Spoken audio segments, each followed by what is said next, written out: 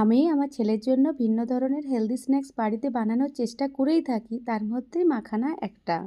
অপরদিকে আমি ছেলেকে বাজারের কেনা চকলেট, বিস্কিট, কেক, চিপস এগুলো দিতে একদমই পছন্দ করি না স্ন্যাক্স হিসাবে।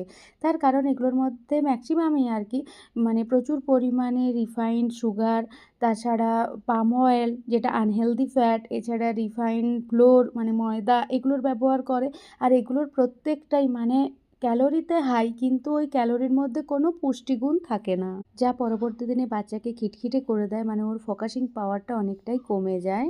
একদিনে বাচ্চা অনেকটা পরিমাণে সুগার নিয়ে নেওয়ার কারণে ওর পরবর্তী দিনে ডায়াবেটিস হওয়ার চান্স থাকে। হঠাৎ করে বাচ্চা মোটা হয়ে যায়।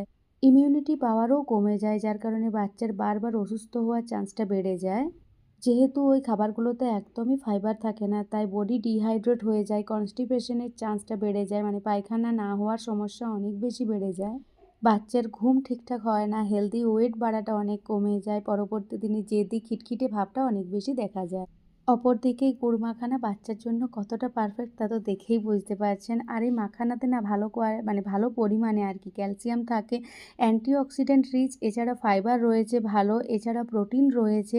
বাচ্চার জন্য এটা সবদিক থেকে ভালো, বাচ্চার ইমিউনিটি পাওয়ার বাড়াতে, ডাইজেশনে ভীষণ সাহায্য করে।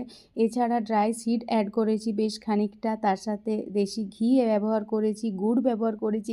সব মিলিয়ে এটা মানে পুরোটাই আরকি পুষ্টিগুণে ভরপুর একটা বাচ্চার জন্য স্ন্যাক্স, তাই না? এছাড়া গুড় বাদাম, তিল গুড় লাড্ডু, ড্রাই ফ্রুট লাড্ডু, বাড়ির তৈরি রাগির কেক বা ভিন্ন ধরনের আটা দিয়েও তৈরি কেক, এগুলো বাচ্চার জন্য ভীষণ ভালো স্ন্যাক্স।